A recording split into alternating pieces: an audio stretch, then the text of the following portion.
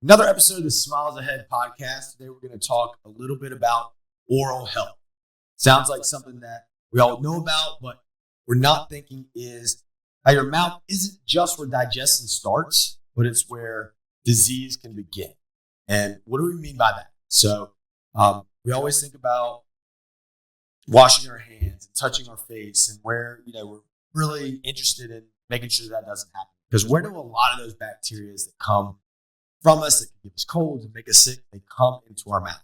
So what's important about our mouth? It's an open cavity to the rest of our body. We know from all the studies and all the facts that everything in the body is always going to be connected, especially with the mouth in this very important portal of entry, as we like to call it. So oral health is not just about flossing and brushing and having white teeth, but it's also a whole slew of things and making sure that your whole system is healthy, including and starting with your mouth. So we have about 700 species of bacteria and bacteria colonies in the mouth.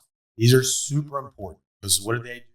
They can break down, they can help with digestion, they can help with all sorts of things. They break down food. They can fight off bad bacteria. So what we don't want to have is what's called oral dysbiosis. What oral dysbiosis means is that the number of bad bacteria actually outweigh the number of good bacteria. And this is where inflammation starts. This is where we start seeing gingivitis. This is where we start seeing periodontitis. We start seeing bone loss. And these bacteria are not just going to sit there in the mouth.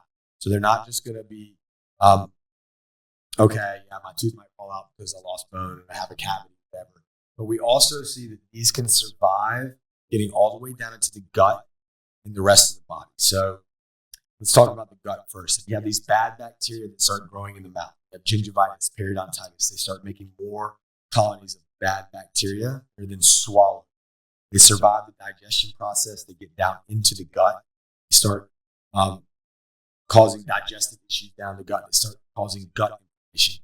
You all know that gut is the second brain. So you get inflammation down there.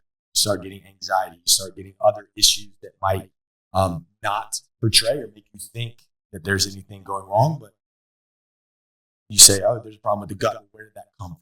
Might have come from some issues with inflammation somewhere else. So we know that the mouth is a big reason for that. So we really want to be careful with keeping that clean.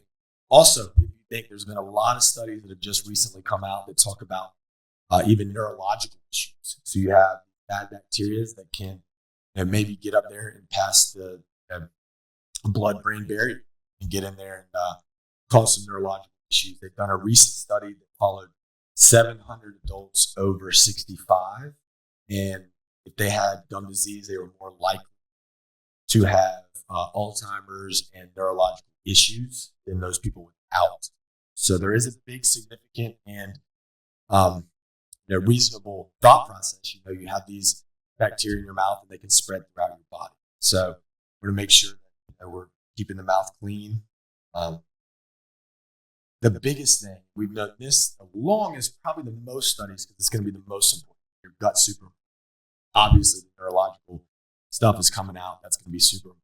But we've known for a while, periodontology reports and studies, probably for the last 30, 50 years, have shown that it can actually cause heart issues. So you're talking about, more chances of heart attacks, more chances of stroke because of these bacteria that are causing, first they're starting in the mouth, then they're causing inflammation in the mouth, causing oral dysbiosis, which means those bad bacteria start colonizing more, get into the system.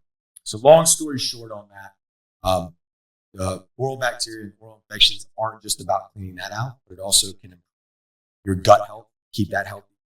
The brain, obviously, we want to protect that. And then the heart. You're having heart attacks and strokes because we're not. So long story short, let's concentrate on what we can do to keep the oral health happy. How does that deal with orthodontics and dentists and stuff like that? Yeah, we're going to be the front runners on it. So when you have braces, what tends to happen is that you do have more plaque that want to sit on your teeth because you have more surface area on those brackets. So that's why we're so intent on making sure during that process you're keeping your microbiome in a really healthy situation. Because we don't want to put you in a situation where, we get your teeth straight, you remove the brackets, you had some inflammation, some periodontitis, don't get it addressed, and we start having some issues down the road. So how do we prevent this? Great question. It starts at home. So we always say, make sure you're hitting your 6-month cleaning. That's very, very important. Your dentist are going to be able to catch most of these things every single time and say, hey, get this right. We're having this issue. You can find the underlying cause. It's causing so many cavities. What's doing this? And be able to address it. So the 6-month cleaning's super important. If you need to go more, some people go on 3 months. That's perfectly fine. I would go with the recommendation by your dentist with that. But home care is going to be the most important. It's like anything. Go to a lesson in golf. They teach you how to swing.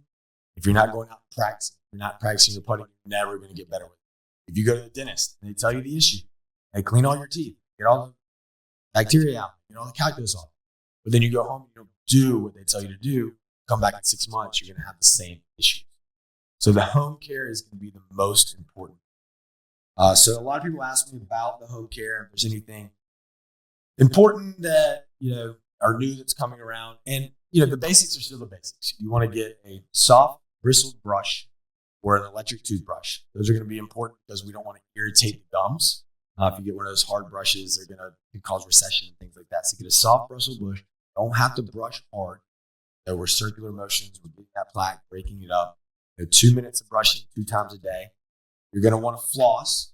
We recommend flossing before you brush. Now, why is that? Because when you do floss, you're pulling out in between the teeth. You're getting the plaque and stuff. They pop out between the teeth and get on the teeth, and you're brushing everything off. So floss first. We recommend an unwaxed. So a lot of trends going towards flossing is a waxed one because it just feels better. It goes to the teeth easier and pulls out easier because it's waxed. But what it's not doing is having those fabrics actually get in there and remove more bacteria. So use an unwaxed floss. If you're using wax, no big deal. It's just not going to work as well. It's better than nothing. But while we're at it, if we're going to go through the effort, to use the unwaxed. After that, people always ask about is, using a water pick going to be good? Totally fine with that too. You feel like that's going to be good, especially with braces or if you have an appliance in your mouth or you just want that extra level of cleanliness. Again, I would probably do floss first, do a water pick, and I would go through my brush and brush it off. Now, there's a new thing that's gotten really popular. It's called oil pulling. So this is a practice that people have been doing for years and years, but it's just hit some fame on TikTok and online, and people talk a lot about it. So I don't know as much in terms of these studies. What the preliminary studies do show is it can decrease the amount of Streptococcus mutans and some of those bacteria that specifically cause caries. So if that's the case, then that could be an advantage. It also shows anti-inflammatory responses to the gums, which again can be really nice. It's shown to decrease bad breath. That's a study that's a little bit hard to do, but again, would be great. Unlike chlorhexidine and some of these things, it does not cause staining or say it doesn't change your taste perceptions. I've never personally done it, so this is just off of studies and things that I've seen. So when I look at oil pulling is, yes, if you're doing the other things that are proven to help and you want to put oil pulling in there, say you're having some issues with gingivitis and you're having some issues with some bad breath or something like that, this is a low barrier to entry, meaning it's not going to cost you much. Okay? They recommend organic coconut oil. It's not going to cost you much, but a little bit of time. They say to do it 15 to 20 minutes a day. That seems pretty excessive. I would think a couple minutes of just consistency could probably work as well. But if you want to give it a go, that's what the oil pulling experts say, and I'm certainly not one of those. So, but what I mean by low barrier to entry is it's not going to hurt you. So I haven't seen any studies or anything where putting oil in your mouth and swishing it around is going to be a negative thing. So if it does have these benefits, great. If it doesn't quite have what the expectations are, or say these long-term studies say, hey, yeah, it's not really lowering this, it's not really doing that. What have you lost? You haven't lost anything. It's not something for you have to put a lot of money, a lot of time, or it's something that could be harmful. But I haven't seen anything that's going to be harmful for it. If anyone knows of anything, please tell me. But I can't see any harmful things coming from that. It could only be upside. So if you want to try some oil pulling, make sure you're doing the other stuff prior. And then if you're doing that, the oil pulling can just be a supplement to that. And it works for you, great. Comment, let us know. I'll do some more research on it. And as we get longer term research of actually how much it's decreasing, some of these plaque causing colonization, streptocan mutans and stuff like that, some widespread studies, we'll share those too. But that's something fun we can talk about. Also, in your oral health, you're going to want to hydrate. So you're going to do all those home routine cares. If you want to do an oil pulling, great. Staying hydrated. Why do we want to do that? Because saliva is super important to the health of your teeth, the health of your gums. It's keeping all those digestive enzymes in there. It's being able to break down food. It's being able to wash away plaque, bad bacteria, calculus. So you can get that washed away out of there. So that's going to be super important. We don't want dry mouth. One, it causes bad breath. Two, it allows those bad bacteria to thrive more instead of getting them out of there. And three, just for digestive health, want that in there. It also shows a systemic health. If you're hydrated, doing well, you're feeling well, you're probably going to have the right amount of saliva. You have a real dry mouth all the time. It could be from certain medications you're taking. So if you are taking those medications, there are supplements to help with salivation and helping secrete that. So something you might want to look into. And then the last thing is, oddly enough, vitamin D. So that is a supplement, a vitamin that is the only vitamin that we can personally, physically make. We don't have to get from food. We don't have to do anything. We simply go out to the sun and make it. So I always say, if that's the case, we know it's got to be super important in the human body. And the reason that relates to your oral health is because that vitamin D is going to be super important with calcium. So calcium, vitamin D, magnesium, K2, these all work together. Calcium is going to help with remineralization. So say you have something demineralizing, you want to remineralize that. During development, you don't want that enamel that's really made of calcium to be porous, because that's going to be higher cavity rate. And then, your oral health is going to go down from there. So you don't want to set yourself up. So even as prenatal to kids to adults, we all need those vitamin Ds. Make sure you're throwing some K2 with it. That activates it. So the calcium, the vitamin D and the K2 and the magnesium, that's another important one, all work together to help the strength of that enamel, make sure that we're not having too structured breakdown.